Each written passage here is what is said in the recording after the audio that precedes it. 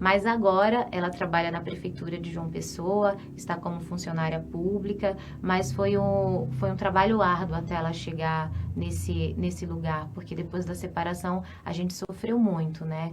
Mas eu falei, mãe, a gente tem que conseguir. Eu estava estagiando na época em João Pessoa também, já era jornalista, estava estagiando, estava me formando em jornalismo, então nós nos unimos ali. E aí hoje ela trabalha em João Pessoa na prefeitura da Paraíba.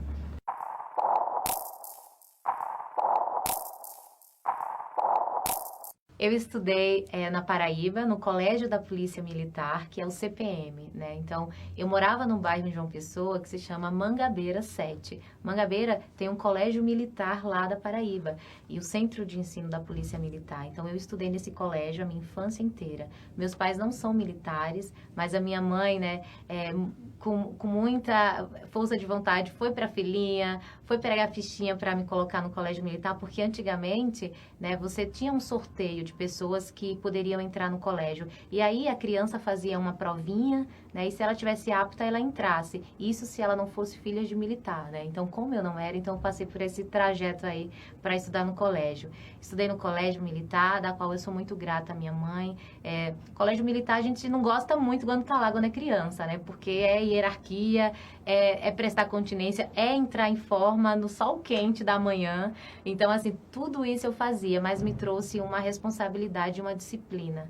Então, eu sou muito grata ao colégio. As minhas matérias preferidas, por incrível que pareça, era português, porque eu sempre gostei de escrever, né? Me formei em jornalismo muito por isso, inclusive, porque eu sempre fui de escrever textão e lia os textões, né? Que a professora fazia aula de redação, faça um texto e aí você vai ler aqui na sala de aula. Então, eu escrevia muito, era 2 folhas, eu era a única que era 2 folhas lá, e todo mundo com uma folhinha não querendo ir lá, falando o meu texto de português. Então, era português e história, eram as minhas matérias favoritas, assim, história, sempre amei história. E eu tinha o meu professor de história também, que era militar, então ele tinha uma didática. E a minha professora Zuíla, que eu nunca vou esquecer o nome dela, que foi a minha professora de português, que realmente ali eu levo no coração, assim, porque eu a tia Zuíla. Eu estudei na UFPB, na Universidade Federal da Paraíba, me formei em jornalismo, tá? Me formei aos 22 anos em jornalismo. Hoje eu não exerço o jornalismo, mas já exerci lá atrás, né? Lá atrás parece que é muito tempo, mas assim, logo no início da faculdade eu estagiei no sindicato, que é o Sindijuf-PB, o Sindicato dos Servidores dos Tribunais da Paraíba. E para eu entrar nesse sindicato, eu já estava acho que no sexto, sétimo período, já estava perto de me formar. E aí a gente teve uma entrevista com o Ricardo Lewandowski, então a pessoa que tivesse a melhor entrevista estava concorrendo à vaga de estágio, né, no jornalismo, para estagiar no Sindijuf. E aí eu tive a melhor redação, então ali foi meu contato com o jornalismo. Então eu fazia a alimentação de um site lá, que era do Sindijuf. O Sindijuf tinha o TRE, o TRT, né, Ministério Público, então o pessoal entrava em greve, então eu estava lá cobrindo. Então foi meu primeiro contato assim com assessoria, né, no jornalismo. Então depois eu fui para outros caminhos, mas o meu contato com o jornalismo foi esse.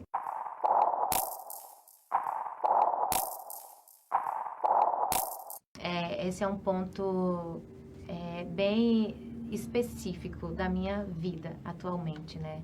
E política acaba englobando tudo. Hoje eu atuo no mercado financeiro em São Paulo. Eu fui para São Paulo, moro em São Paulo há 5 anos. Quando eu cheguei em São Paulo, eu cheguei lá com um desafio, apenas com um diploma de jornalista, né? E um MBA de jornalismo. Então, eu tive uma oportunidade, que foi entrar no Banco Safra. Eu tenho uma grande amiga que trabalha no Safra e ela falou, eu vejo que você tem potencial para mercado financeiro. E São Paulo, no jornalismo, talvez seria muito desafiador a minha carreira, para construir uma carreira, né? Então, eu vi entrando no Safra uma oportunidade de me tornar gerente e de realmente ali criar um currículo em São Paulo. Então, eu fui para São Paulo sozinha, fui com uma mala de roupa, fui realmente para trabalho. Então, quando eu deixo a minha família em João Pessoa, a minha irmã, a minha mãe, eu vou para São Paulo acreditando que ali eu faria algo maior pela minha vida, uma missão, né? Então, eu vou para São Paulo e falei, vou construir aqui a minha carreira. E foi assim, me certifiquei, estudei para atuar no mercado financeiro, porque mercado financeiro é estudo, é certificações, então eu tirei certificação, comecei a atuar no Banco Safra, na Faria Lima, e foi um desafio, porque eu não era de mercado, mas o banco queria pessoas que não eram de mercado, que não tinham vícios de mercado, mas que tinha potencial, que tinha relacionamento. Então, eu agarrei aquela chance, montei minha carteira no banco do zero. Montei, e quem é de mercado financeiro sabe que montar uma carteira do zero é difícil, não é fácil você chegar num número alto de carteira, né? E aquilo que te posiciona nos próximos empregos, nas próximas entrevistas, é o quanto que você construiu, né, anteriormente.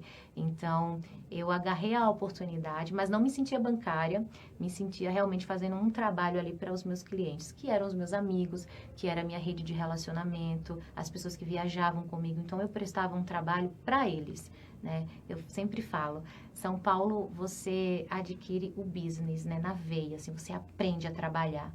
Você aprende porque lá as pessoas estão ali por um objetivo. Então, todo mundo, às vezes, atropela, passa por cima, mas eu nunca passei por isso. Eu sempre levei realmente a minha mensagem de humanização para os meus clientes, sentava com ele e falava, deixa eu entender por que você quer investir comigo, deixa eu fazer um raio-x da sua vida aqui. Então, aquilo trouxe para os meus clientes confiança e um trato diferente, talvez, dos outros gerentes, talvez das outras pessoas, porque não é só o dinheiro.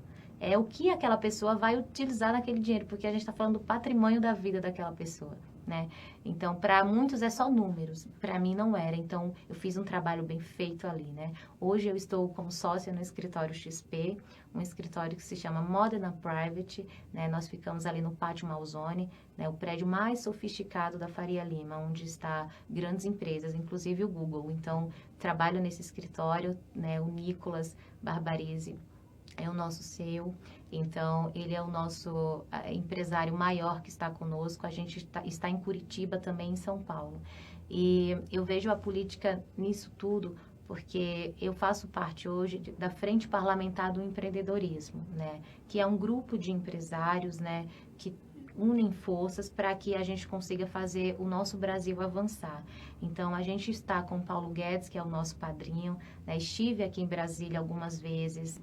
Então, quando eu chego ao Unidos Brasil, através do Nabil, que é o presidente, né? Ele vê um potencial em mim. E como eu tenho muitos amigos, clientes que são empresários, eu vi que faria todo sentido unir, né? Os meus empresários, amigos, clientes ao Unidos Brasil. Então, o Unidos Brasil me colocou em Brasília em pontos estratégicos, né? E chaves que foram viradas, porque ali estive com grandes empresários, com o Paulo na nossa frente parlamentar, no lançamento que foi no Congresso. Então, para mim, foi um divisor, porque imagina, eu que venho do jornalismo, mercado financeiro, estou ali com grandes empresários e estou atuando, né, fazendo as duas coisas que eu gosto, que é política e mercado financeiro.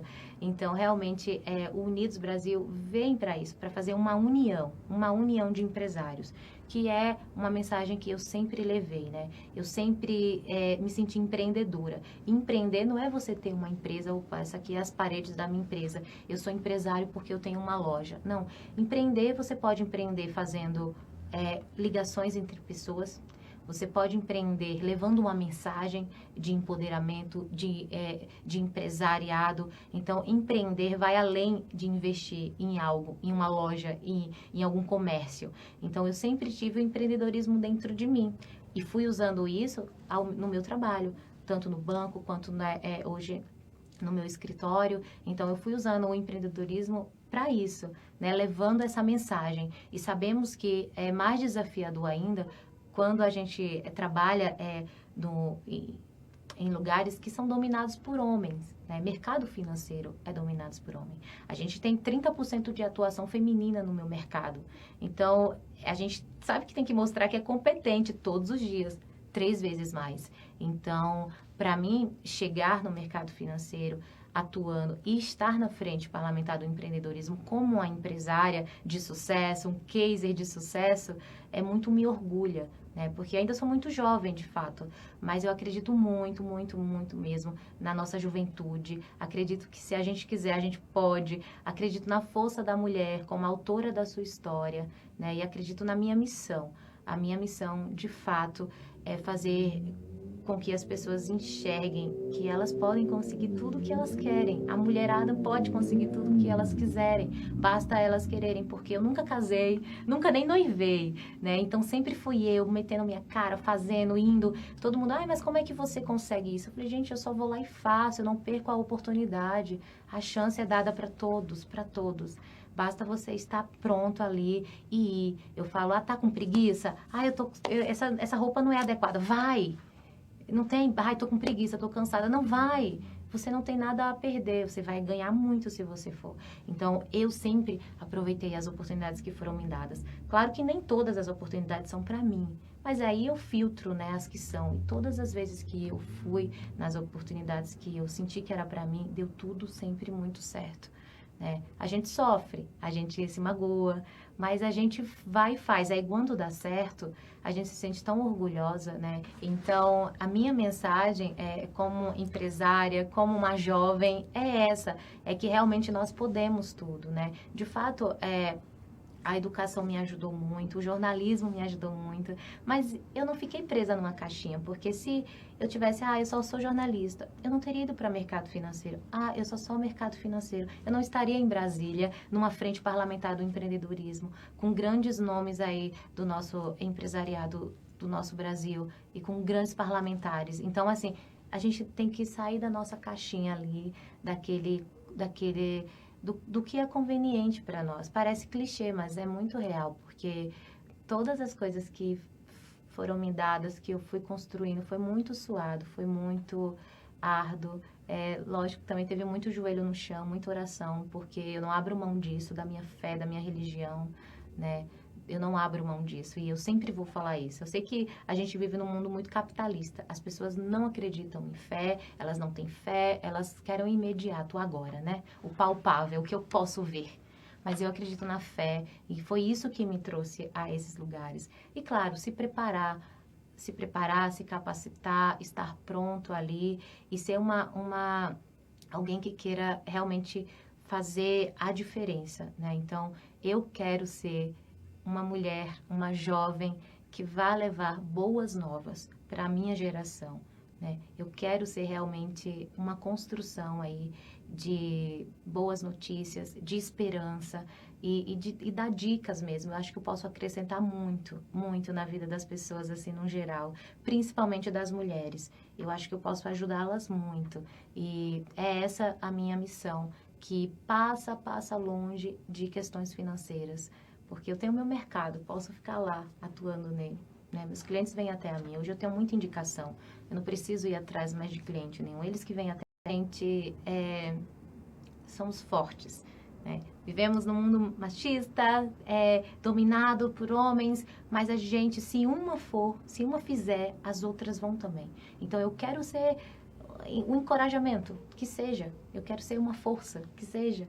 Mas eu quero ser a pessoa que vai estar ali pronta para fazer algo que talvez outras queiram fazer, mas tenham medo, tenham receio, tenham vergonha.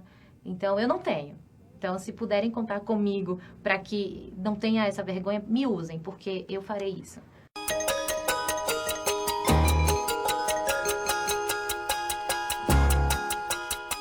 Quem disse que você não pode sonhar grande? Domingo, o Totolec tem uma premiação do tamanho dos seus sonhos. São 180 mil só no primeiro prêmio. É um dinheirão, meu povo. E ainda 5 mil no segundo e terceiro prêmios, 8 mil no Giro da Sorte e 30 mil na Rodada da Sorte. Ganhar no Totolec é uma felicidade que não tem tamanho. Compre já a sua cartela. O Totolec é um show de prêmios e de credibilidade.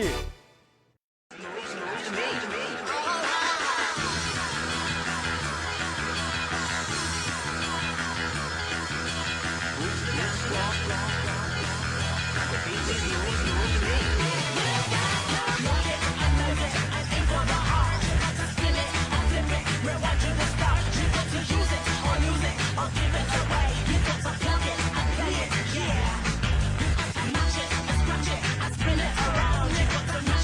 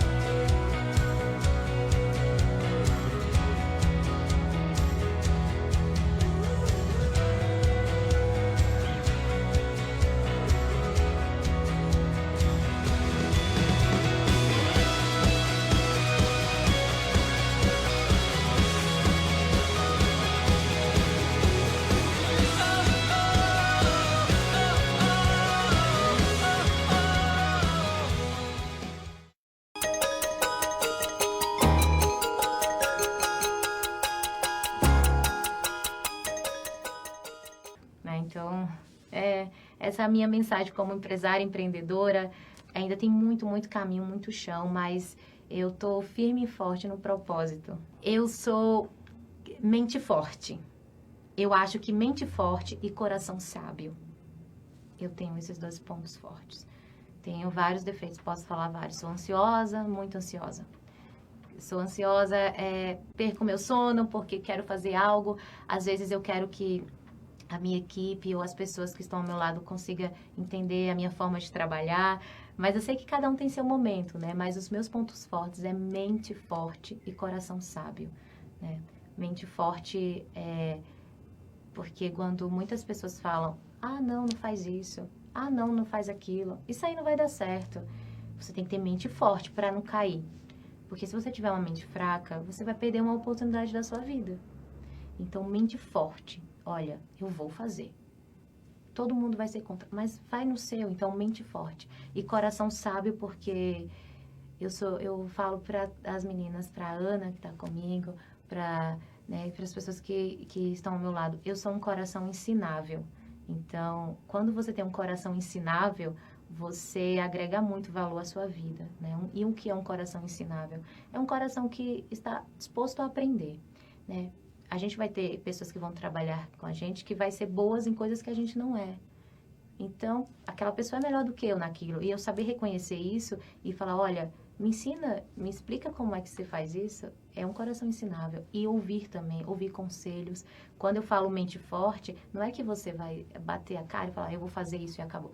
Mente forte é você ir no seu, mas ouvindo as pessoas ao seu redor e filtrando o que você pode agregar ali ou não. Então, eu ouço muito as pessoas que estão ao meu lado, as pessoas que eu confio de fato, que eu vejo que estão comigo. Então, essas pessoas eu ouço. Então, meu coração é ensinável e minha mente é forte. Então, eu acredito que eu tenho essas duas qualidades aí. Mercado financeiro é uma escola, né? Eu passei por muitas coisas, né? Como mulher, a gente sabe que é um desafio, né, atuar no mercado, seja em qualquer área, todas as áreas elas são desafiadoras para a mulher, né? Eles duvidam, né, da nossa capacidade, eles desdenham, fazem pouco caso, acham que alguém nos colocou ali, acham que somos bonitas, por isso que abrimos as portas. Eu até concordo que beleza pode até abrir portas, mas ela não mantém abertas. Você tem que ter conteúdo, você tem que entregar, porque senão não adianta, vai ser só... sabe? Então, eu passei por muitas coisas assim, nos lugares que trabalhei, principalmente em São Paulo, que é um ambiente competitivo, muito competitivo. Então, as pessoas não entendiam como que uma menina vinha lá da Paraíba, do Nordeste, e conseguia fazer um cara parar um carro importado para abrir conta comigo. Então, eu passei por muitos desafios, né? Então, assédio, acho que todas as mulheres já passaram, e acho que vamos passar aí por um bom tempo. Só que a diferença é que hoje a gente fala. Antigamente a gente ficava calada e inclusive até nos culpava disso. Então, eu tive já muitos problemas com assédios, mas eu sempre falei, né? E isso inclusive foi a causa da minha saída de um outro lugar que eu estava, muito por isso, porque eu falei, não tenho como ficar atuando aqui desta maneira. Então, eu fui forte em falar. Muitas pessoas me julgaram, mas essa pessoa é mais forte do que você. Falei, sim, de fato, mas eu não vou vestir a camisa dessa empresa e está acontecendo isso comigo, né? Então, eu fui corajosa, mas lá na frente eu ganhei. Então, a gente tem que falar, não ter medo, não ter vergonha. Fale, procure talvez uma rede de apoio, porque eu sou sozinha em São Paulo, então eu falava por mim, né? Mas tem pessoas que não têm essa mesma coragem, mas procure uma rede de apoio, com certeza vai ter pessoas ali ao lado que vão te orientar melhor, mas o maior desafio foi esse, de fato, ser mulher, jovem e num ambiente tanto político quanto financeiro, sempre vai ter, né? Mas eu tô aqui para levar minha força, minha coragem de falar realmente e acredito de fato na mudança. A gente vê que a política está se renovando, né? A gente vê que a mulher está com voz, né? Eu faço parte de um grupo Mulheres Brasil, que é pela gestão da Luísa Trajano. Então, a Luísa sempre colocou a nossa voz ali, né? Através de políticas públicas, através realmente ali de uma mensagem. Então, eu sempre participei de grupos assim de mulheres. Tenho a minha confraria de mulheres, grandes empresárias juntas. Então, eu sempre estou com elas, a gente faz o nosso momento mulher. E aí, a gente troca cartão, porque a gente faz negócios entre nós, uma ajudando a outra. Então, eu sempre vou estar do lado da mulher, porque eu sei o quanto é difícil pra gente.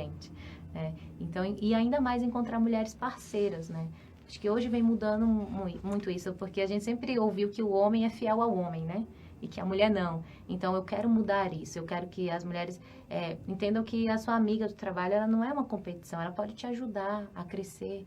Né? Eu acho que a gente tem que mudar mais isso, porque está muito enraizado do nosso Brasil, né? No nosso país, essa competição gratuita entre a mulher. Então, isso é algo que eu não compactuo e é algo que eu quero, tanto que eu falo, minha equipe, eu quero mulherada na minha equipe, mulherada atuante, mulherada forte, mulherada engajada, que brilha. Tem lugar para todas brilharem. Tem umas que gostam de ficar atrás das câmeras, outras à frente, mas todas unidas vão levar a sua mensagem, né? Que é uma mensagem juntas. Né? Então, eu posso ajudar a minha coleguinha que é mais discreta, que tem vergonha, que é tímida. E aí eu posso levar a mensagem dela, porque eu tenho coragem de falar. Então, a gente tem que identificar isso e se unir. Valores, lealdade. Eu sou muito, muito leal aos meus. Né? Sou muito leal. Eu sofro quando alguém faz algo que me magoa. Enfim, porque quando eu estou junto, eu estou junto. E humildade. Humildade é tudo, né? Quando você tem humildade, você realmente acessa a lugares, assim, que nunca você poderia imaginar estar. Porque é muito mais fácil para alguém que já está naquele ambiente, que nasceu naquele ambiente, naquele berço, ter certos acessos, não é verdade? E pessoas que não. Como que ela constrói esse acesso? Com humildade. Porque se ela chega soberba para um cara que já tem um poder, ela vai ser só mais uma. Mas se eu chego com uma humildade para um cara que talvez viva só no mundo ali de interesses, eu vou ter um diferencial. Então, eu sou uma mulher humilde. E humildade não é você não gostar de coisa boa, não é você não trabalhar, não é você não comprar suas coisinhas que você adora, não é você não gostar de um vinho, de um restaurante. Não é isso. Humildade não é essas coisas. Não é isso aqui. Isso não é nada. Isso aqui só gera likes e engajamentos. O que arrepia a pele é outras coisas, né? Então, a humildade é realmente algo que eu não vou deixar. Nunca. Nunca, nunca. Então, humildade é ajudar pessoas, humildade é se colocar no lugar do outro, humildade é estar aqui falando, se expondo, né? Porque também é um desafio você se expor dessa maneira, mas é a humildade de entender que eu posso ajudar pessoas. Então, através da humildade e da lealdade, eu acredito que eu consiga aí levar a minha mensagem mais facilmente.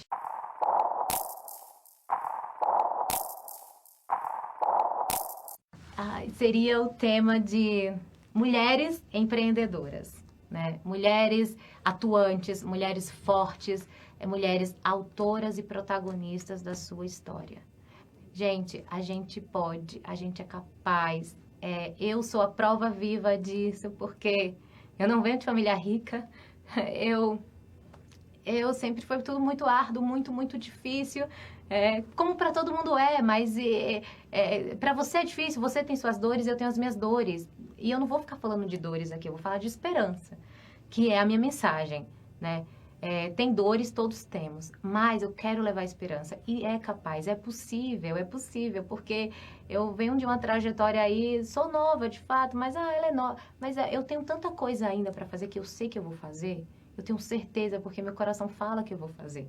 Então, seria isso. Mulheres à frente das coisas que elas acreditam. Então, não é feminismo, não é arrogância, não é briga com o homem, não é... Eu sou extremamente apartidária e extremamente vinculada a uma ideia. Não tenho cabeça fechada com nada. Zero. Tanto que fui de jornalismo a mercado e política. Então, zero. Então, eu vou levar uma mensagem de mulherada mesmo, ali atuante, forte e unidas, porque a gente tem que se unir.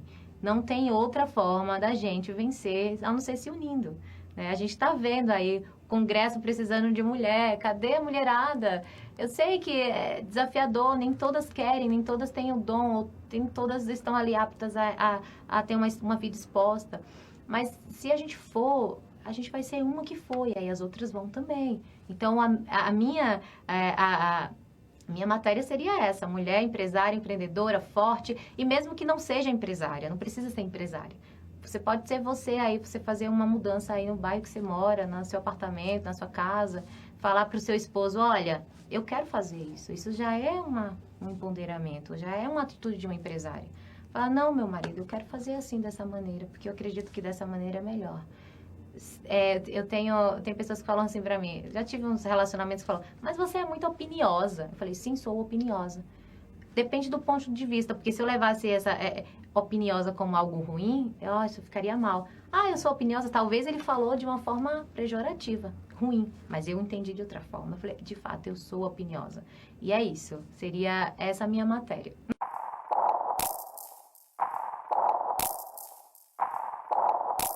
Todo mundo fala, né? Não vamos discutir política nem religião, porque cada um tem sua ideia. Concordo.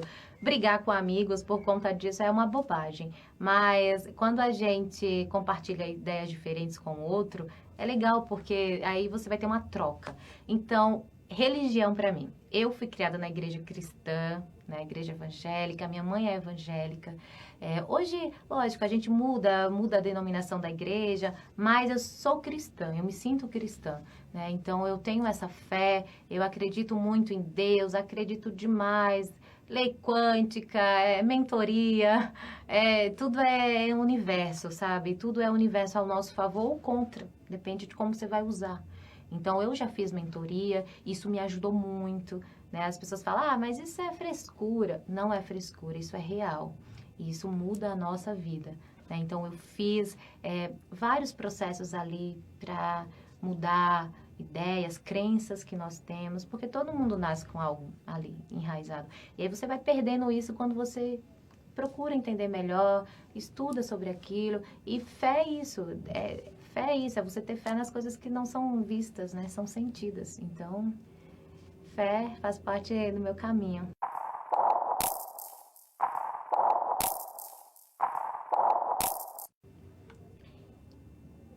Essa mensagem vai ser para minha mãe, assim, porque ela acha que eu me afastei um pouco, né, da família, que eu tô em São Paulo e é muito trabalho, é muita coisa, muita coisa, e aí a gente acaba fazendo renúncias na vida, né? E estar longe da minha família é uma renúncia grande que eu fiz, né? Acordar e não ter o cuscuzinho da minha mãe, porque eu amo cuscuz, né? Então, cuscuzinho da minha mãe, aquele carinho, aquela coisa toda, aquele afago, né?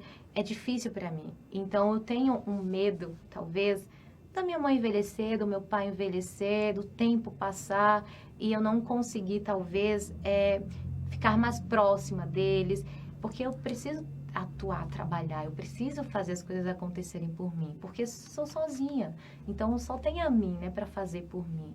E aí eu quero estar do lado deles, quero estar mais próximo, quero conviver, quero estar perto, mas ao mesmo tempo eu estou distante porque preciso trabalhar, porque preciso estar aqui, levar minha mensagem, né? Porque gosto de política e enfim, meu medo talvez seja achar que eu estou perdendo um pouco ali daquela convivência. Mas todo dia eu falo com minha mãe, chamada de vídeo, ligação, te amo, tudo, sempre. Toda hora, tanto para ela quanto para minha irmã. Mas o meu medo talvez maior seja esse, né? Que ela envelheça e eu não esteja tão próxima dela. Mas ela sabe que é por uma missão. Ela sabe que eu não saí de lá à toa. Ela sabe que não. Ela até hoje se surpreende comigo, porque ela nem acredita. Às vezes ela, minha filha, como assim você tá aí fazendo isso? Às vezes ela fala, como assim? Eu tô tão orgulhosa. E tava com Paulo Guedes, com foto com Paulo Guedes, com todos aqueles parlamentares, uma coisa grandiosa. Então, como que é isso? Você quer política? Então, assim, e eu sei que ela se sente orgulhosa. Eu sei que eu estou distante, mas perto. Mas talvez o medo maior seja esse, porque eu sou muito família. Eu quero ter a minha família também. Eu quero que ela veja a minha família também, né? A gente sabe que a gente vive numa realidade diferente hoje, né? Os jovens hoje não casam tão mais cedo, né? E eu nem penso nisso também. Só penso em trabalhar, em atuar, em falar. Então, talvez o meu maior medo seja, talvez ela não vê a minha família sendo construída. Mas, mesmo que ela não veja ou que ela venha a ver, ela saiba que foi por um objetivo maior, né? Que o meu afastamento, assim, não foi apenas por ser, foi realmente por um sentimento, por uma força, né? Que foi só minha, porque as pessoas não entendem, a minha família nunca entendeu, né, essa força, mas por quê? E eu sempre fui e falei, eu acredito, eu só quero ir, porque eu acredito. Então, o meu maior medo talvez seja esse. Contexto Geral entrevistou a empresária Júlia Lucena.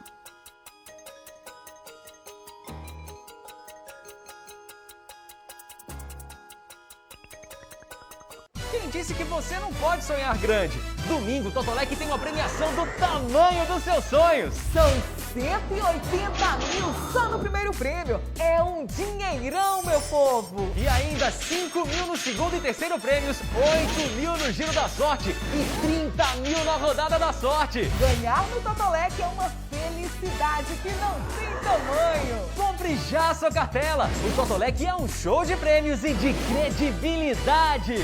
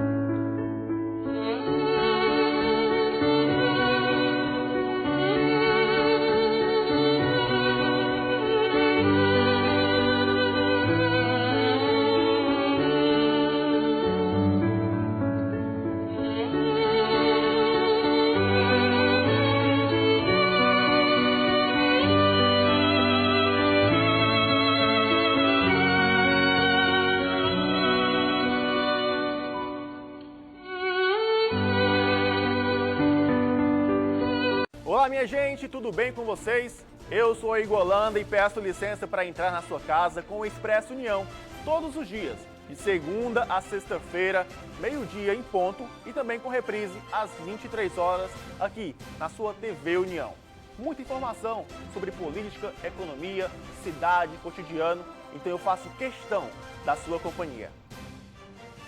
O bumbum da Patricinha também tá perto da linha. Fala galera, Léo Santana falando, gigante, eu também estou aqui ligado na TV União.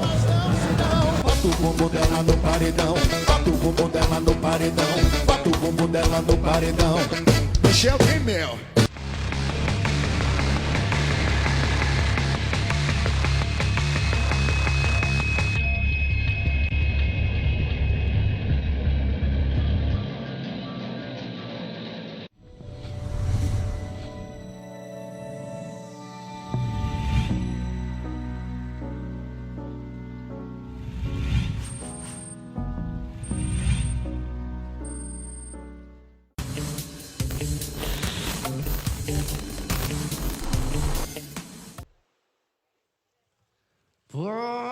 put your loving hand down, baby, 'cause I'm begging. Yeah!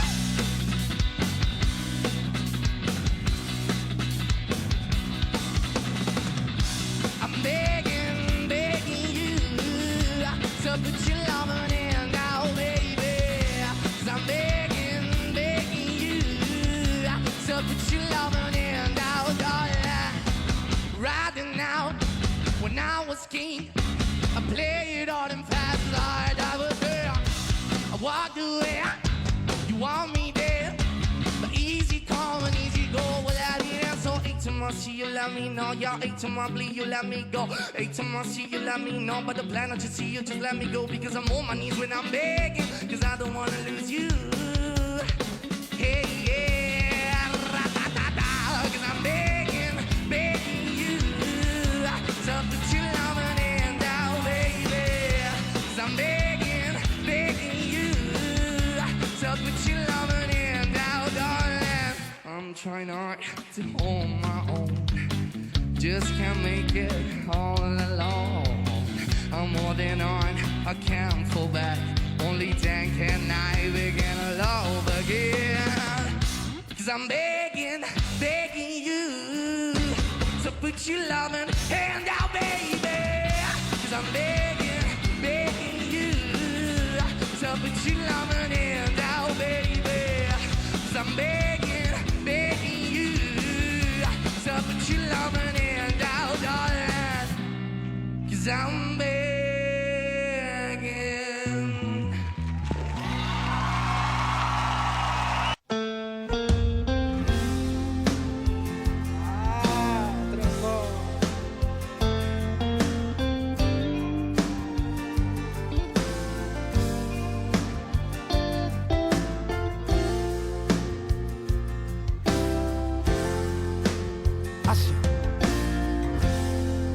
Você me pergunta por que estou assim, os olhos chorando, tristeza sem fim.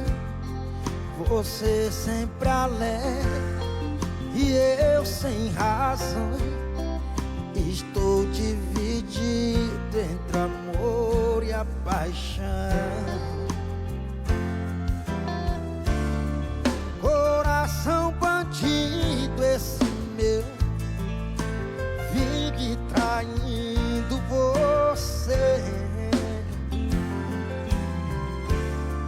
Coração ingênuo é o seu, todo esse tempo sem perceber.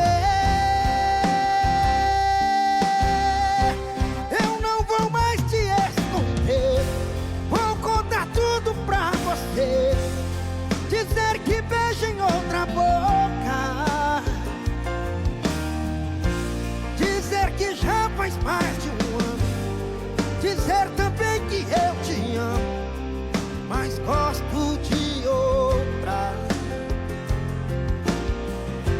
Mas decidi que assim não dá, que é contigo meu lugar. Me perdoa, por favor. Paixão é só obsessão, não fiquem só pro coração, que pede o verdadeiro amor.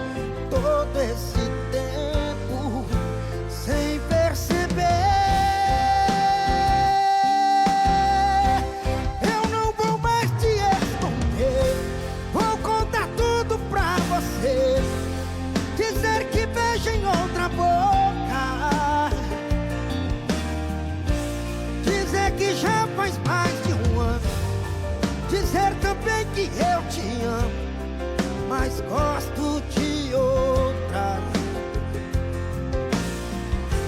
Mas decidi que assim não dá, que é contigo meu lugar. Me perdoe, por favor.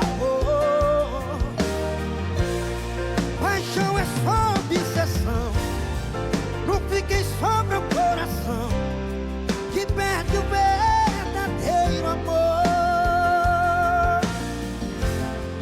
Coração tava dormindo e acordou, mas tá sujeito à solidão.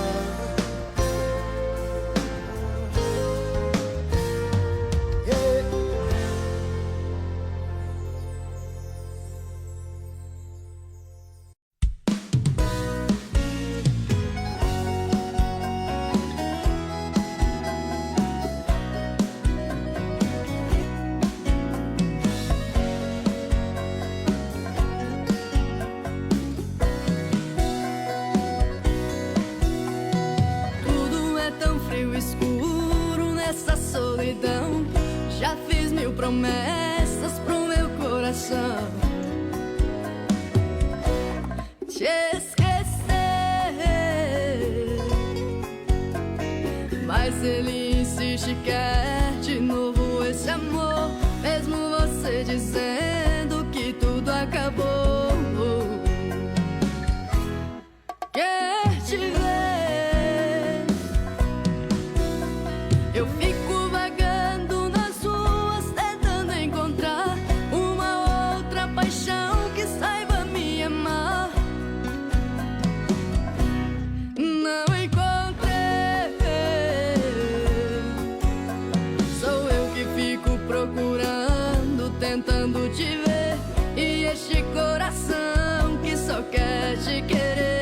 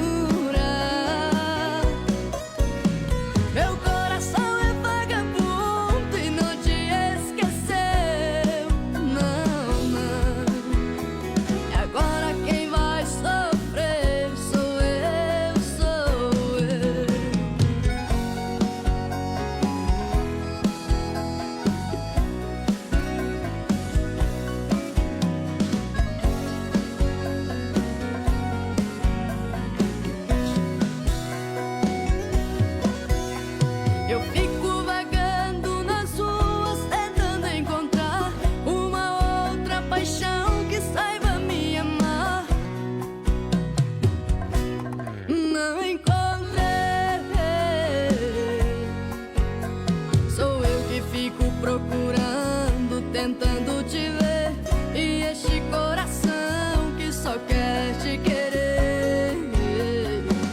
Ai, ai, ai, é meu.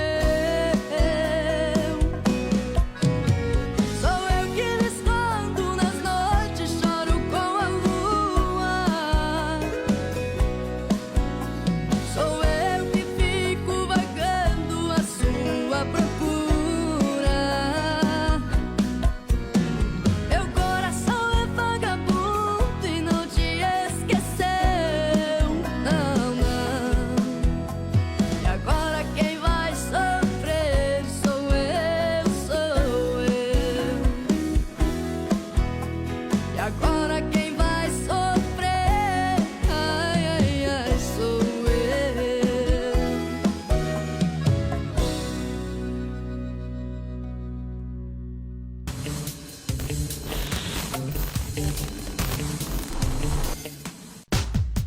Eu sou Sandra Pires.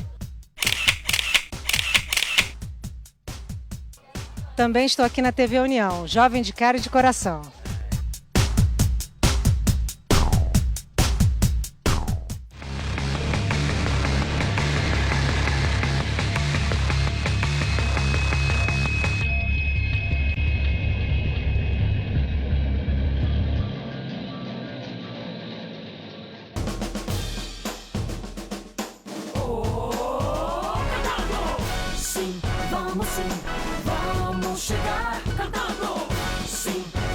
gente, vamos a ganhar.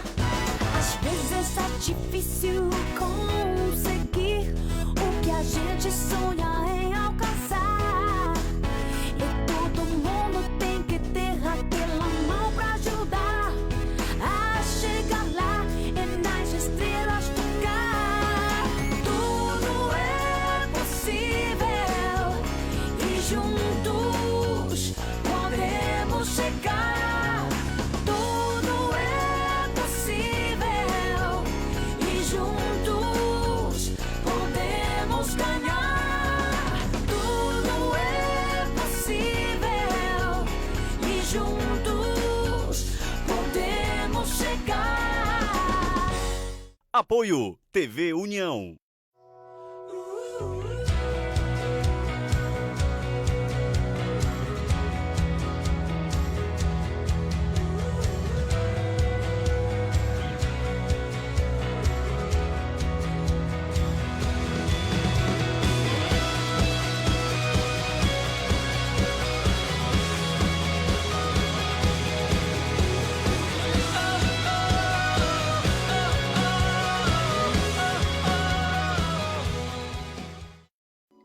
Programa livre para todos os públicos. E é isso aí, terça-feira, dia 19 de outubro de 2021. Já estamos começando mais uma edição do Expresso União, com muita informação, prestação de serviço, utilidade pública, cotidiano, tudo isso e muito mais em um só jornal, viu? Pelos próximos minutos eu preciso de sua companhia, de sua audiência. Aliás, até quarta-feira, até amanhã, estaremos aqui firmes e fortes, como já venho trazendo esse jornal há cerca de 1 ano e 5 meses. Mas, Igor, como assim? Até quarta-feira, até amanhã? Pelo motivo que estou indo para novos desafios, para novas oportunidades que Deus, a vida e a nossa competência nos proporciona todos os dias. Mas vamos deixar dessa conversa? Pode soltar a vinheta, que, como já costumo dizer, o jornal mais completo do horário já está começando.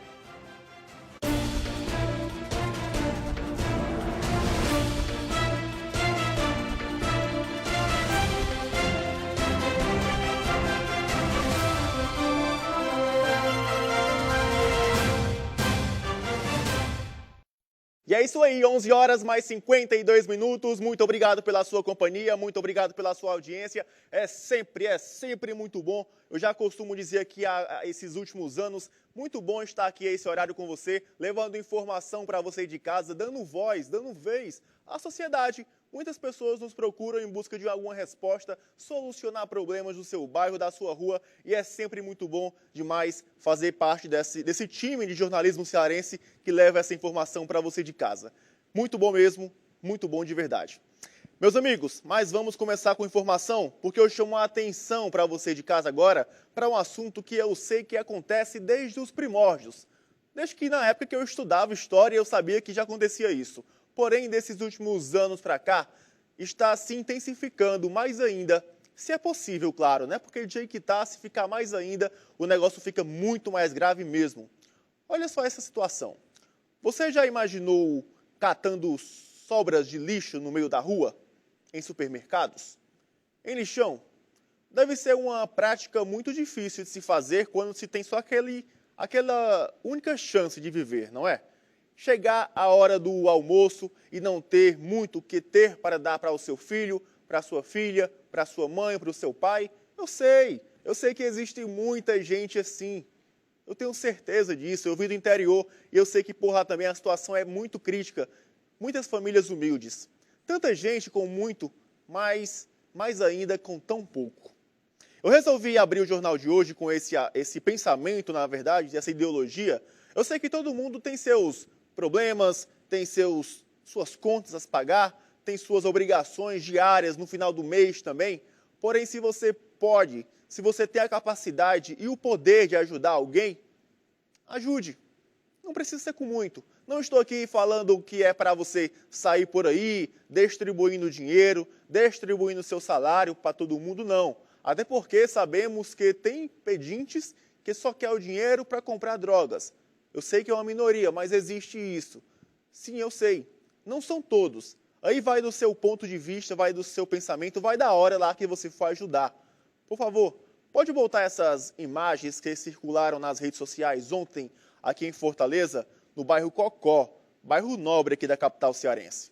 Cenas chocantes mostram o retrato da fome e da miséria em Fortaleza.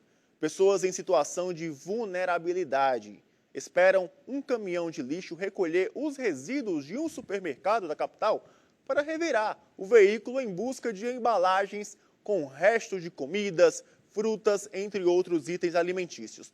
O flagrante denuncia ainda a precária realidade social de grande parte da população cearense.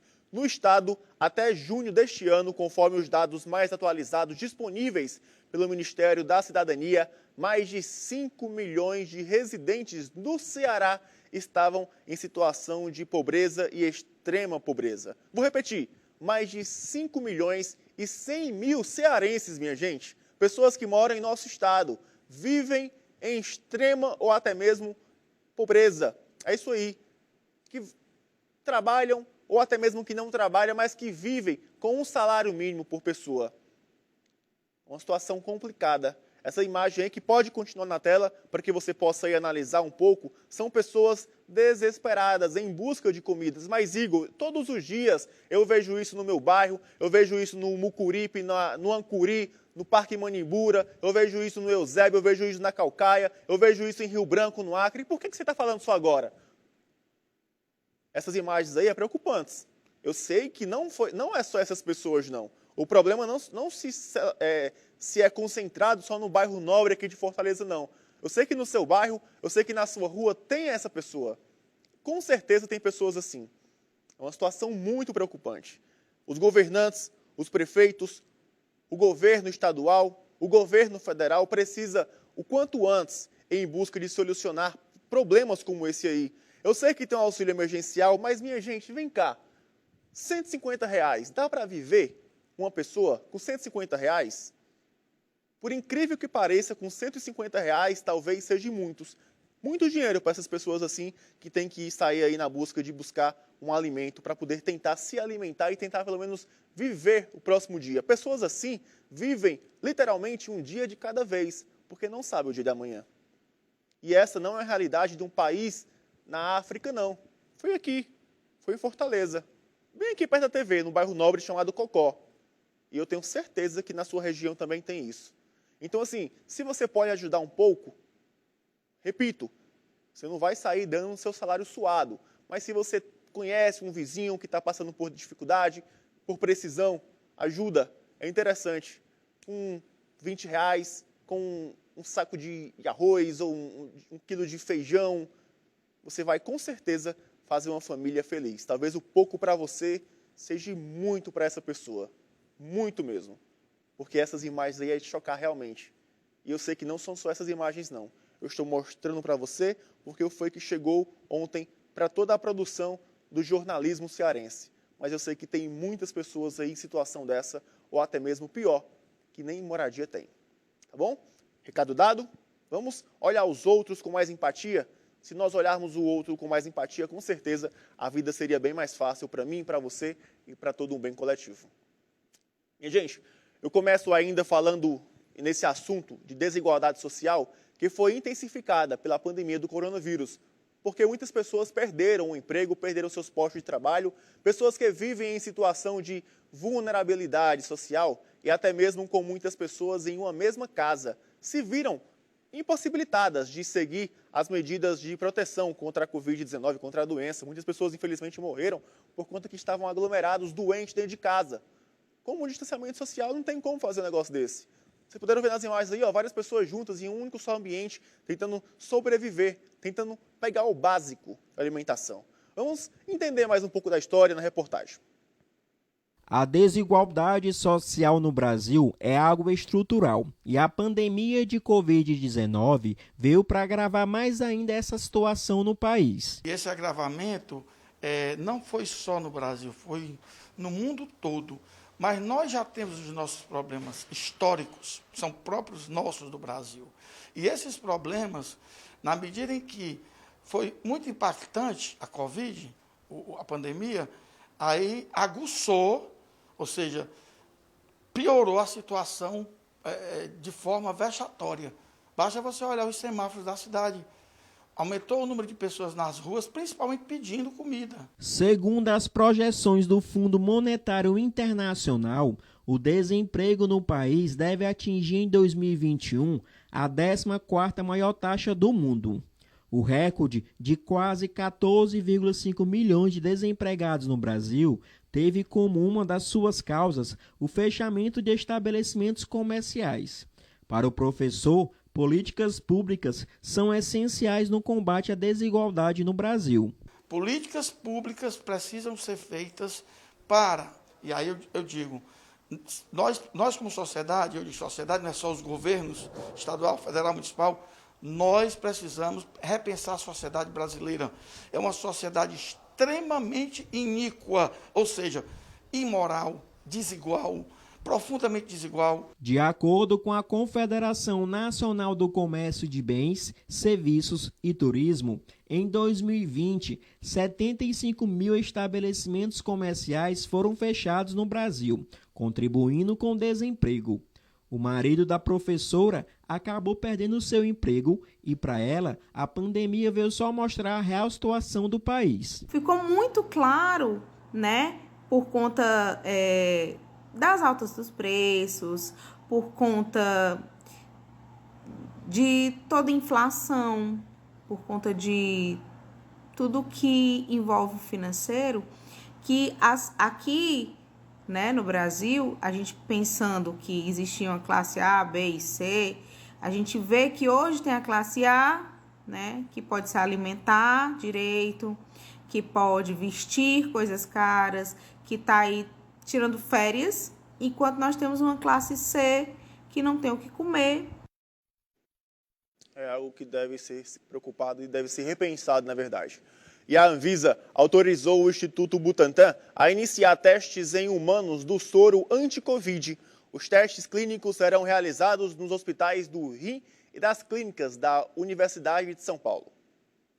O Instituto Butantan recebeu autorização da Agência Nacional de Vigilância Sanitária, a Anvisa, para iniciar, em humanos, testes complementares do soro anti-Covid fabricado pela instituição.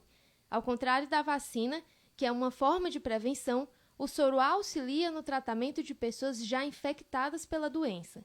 Com a autorização, o Butantan conta com as permissões necessárias para a realização de todas as etapas dos testes clínicos do soro. Os exames serão realizados no Hospital do Rim e no Hospital das Clínicas da Faculdade de Medicina da Universidade de São Paulo, a USP.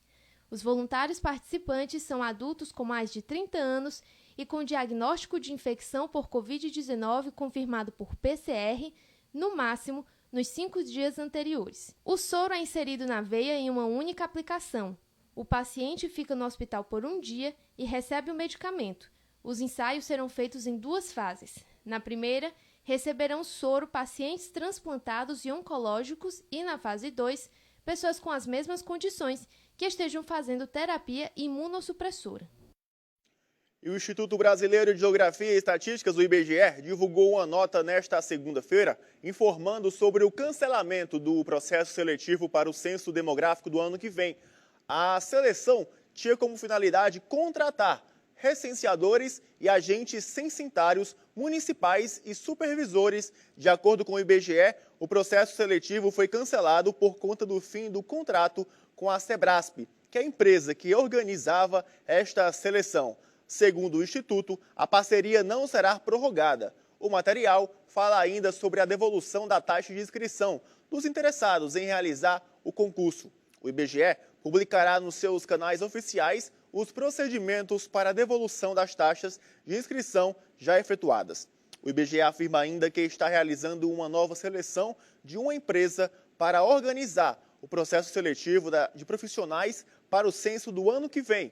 De forma resumida, você que se inscreveu para fazer esse censo aí, esse concurso, você tem que ficar ligado nos meios de canais de comunicação do IBGE para saber como é que você deve fazer para poder ter o seu dinheiro em relação à taxa de inscrição devolvida, tá certo?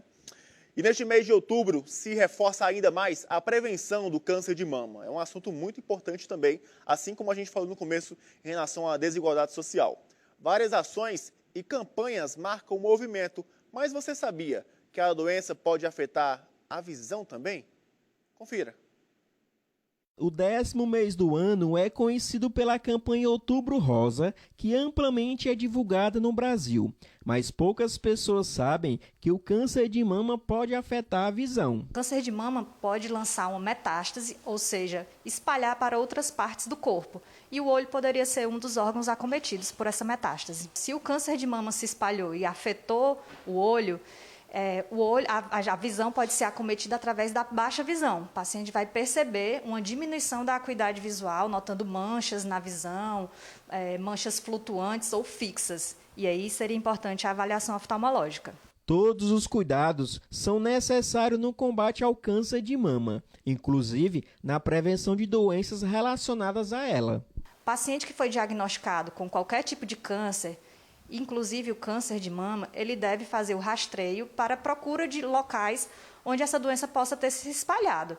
E o olho é um desses locais. Então, uma vez tido o diagnóstico, o médico oftalmologista deve ser acionado para fazer um rastreio de rotina. Caso encontrada alguma alteração, ele entra em contato com o médico oncologista do paciente para dizer que foi encontrado um sítio de metástase. Segundo a especialista no assunto, Maria Vitória, as doenças na visão em relação ao câncer de mama não é comum, mas a prevenção é importante. Não é tão comum. Principalmente o câncer de mama, o principal local de acometimento secundário seria o pulmão. Mas a gente lembra que outros órgãos podem ser acometidos. E o olho seria um deles, através da disseminação pelo próprio sangue. A partir dos 40 anos, a gente orienta que a consulta oftalmológica seja feita de rotina e de triagem para outros pacientes também, inclusive os portadores de qualquer outro tipo de câncer. Agora se atentem a essa informação, um boato começou a circular nas redes sociais sobre o cancelamento do concurso FunSaúde promovido pelo governo do Ceará. Contudo, a Secretaria de Saúde, a SESA, divulgou uma nota desmentindo o suposto cancelamento e reafirmando que o certame está previsto para o próximo dia 24 de outubro. No dia 23 de outubro, sábado, farão provas os candidatos de nível superior nas áreas médica e administrativa. Já no domingo, no dia 24, serão ministrados exames para as áreas assistencial e administrativa de nível médio e área assistencial de nível superior.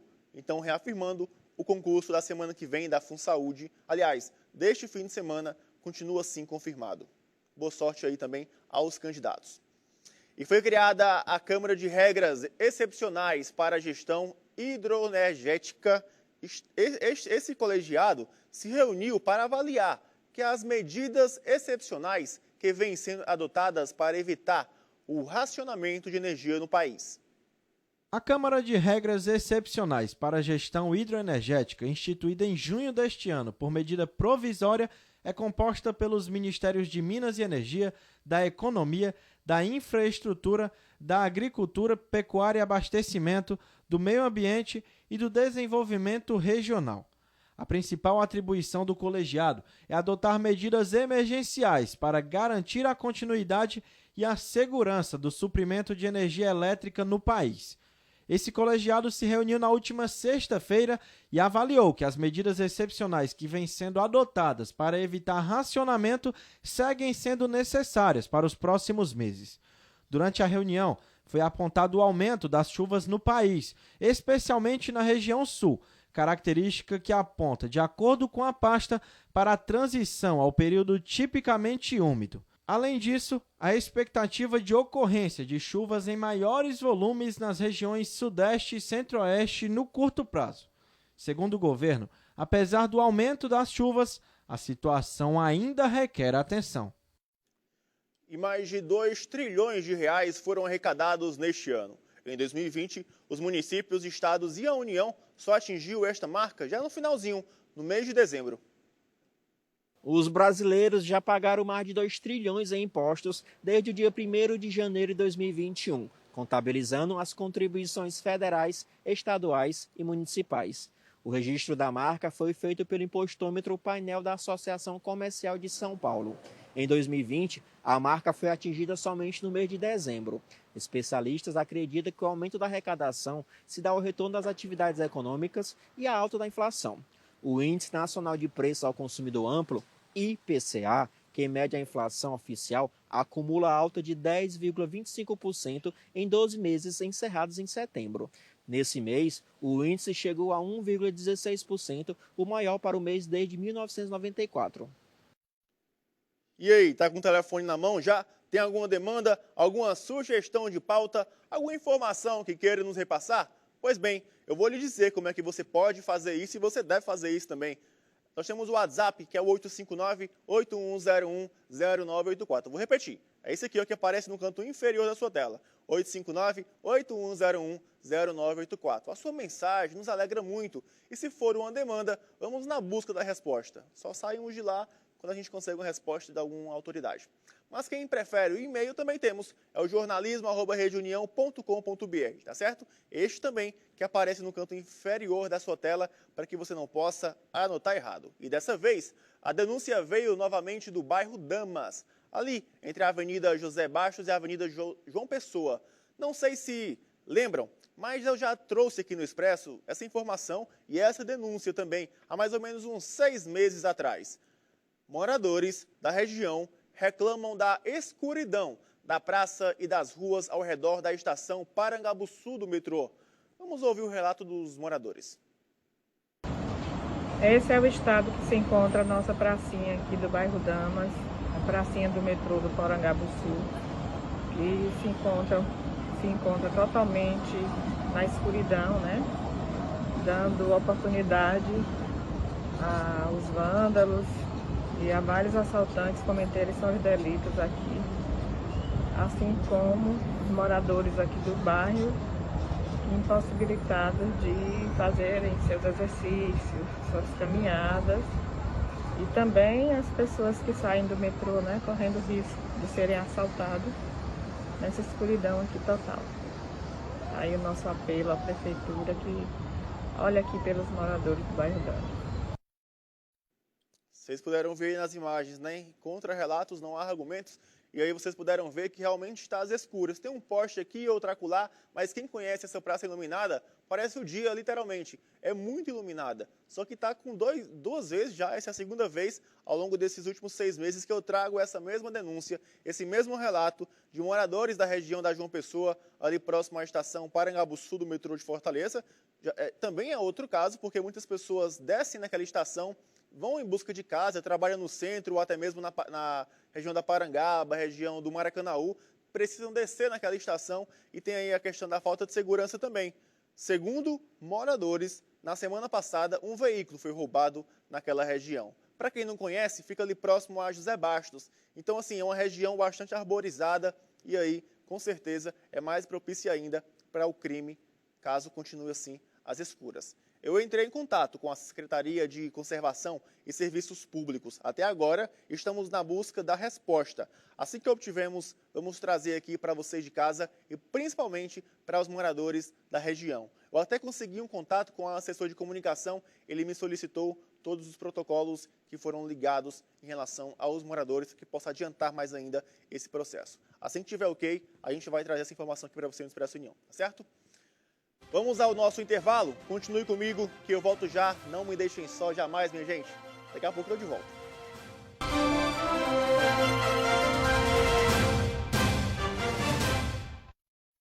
Quem disse que você não pode sonhar grande? Domingo, Totolec tem uma premiação do tamanho dos seus sonhos. São 180 mil só no primeiro prêmio. É um dinheirão, meu povo. E ainda 5 mil no segundo e terceiro prêmios, 8 mil no giro da sorte e 30 mil na rodada da sorte. Ganhar no Totolec é uma felicidade que não tem tamanho. Compre já a sua cartela. O Totolec é um show de prêmios e de credibilidade.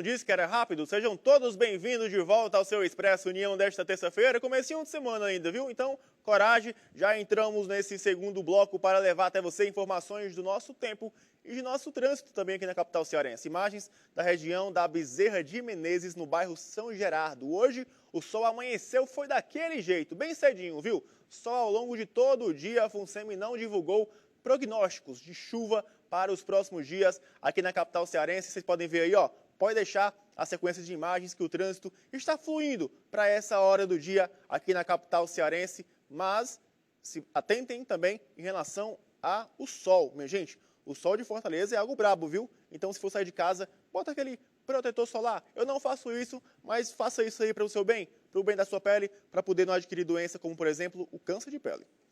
Aproveito que estamos falando em trânsito, já sigo com vocês falando de um acidente.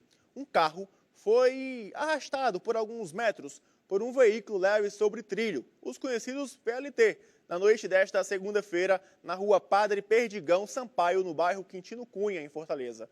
Na ocasião, das 5 pessoas que estavam no automóvel particular, 3 ficaram presas às ferragens. Entre elas, uma criança de 11 anos. Em nota, a Companhia Cearense de Transportes Metropolitanos, o Metrofor, informou que o carro, na verdade, invadiu a via férrea na passagem de nível e colidiu com o trem.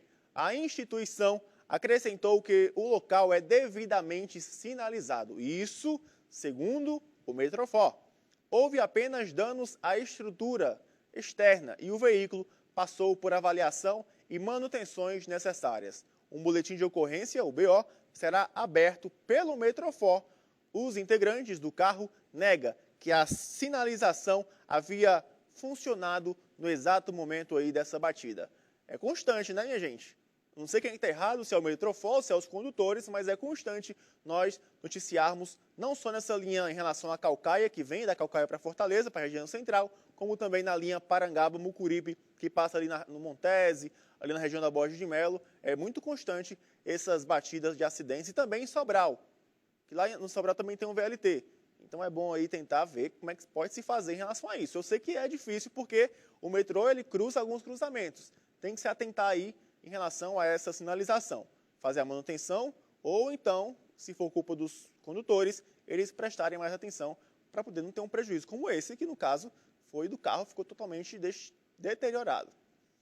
E o Ministério da Saúde reduziu o intervalo entre as doses da AstraZeneca. De acordo com a pasta, o ajuste fica a cargo dos municípios, mas que agora a segunda dose da vacina pode ser aplicada com 8 semanas de intervalo.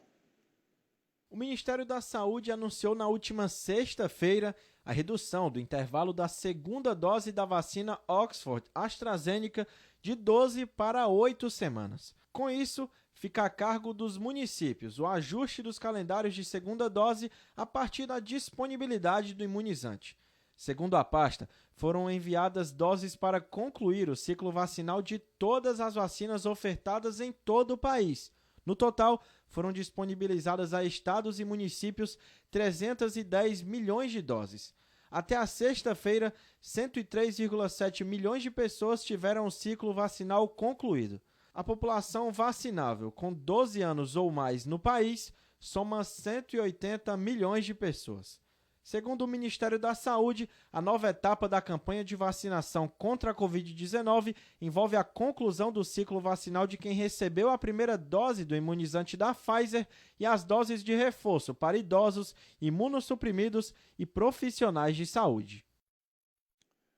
Um suspeito de matar um policial penal durante uma tentativa de assalto na cidade de Umirim, no interior do Ceará, foi preso nesta segunda-feira em Caucaia, na região metropolitana. Caucaia. E Lopes de Oliveira, de 32 anos, conhecido como J. Oliveira, trafegava em uma motocicleta no bairro Bananas com um mototaxista, quando foi abordado por homens armados que anunciaram um roubo. Esse aí, no caso da foto, é o policial, na verdade, o ex-policial. Ao reagir, o policial penal foi atingido por disparos e morreu no local, na última quinta-feira, semana passada. Ele atuava na unidade do Centro de Execução Penal e Integração Social Vasco Damasceno, UEINI.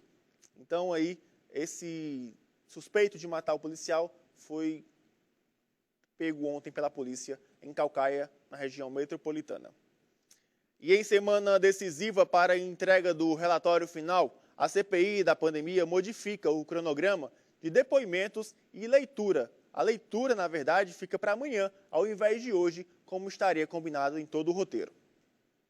A sessão desta segunda-feira da CPI da pandemia foi utilizada como audiência pública para ouvir os depoimentos de pacientes e familiares de vítimas da Covid-19.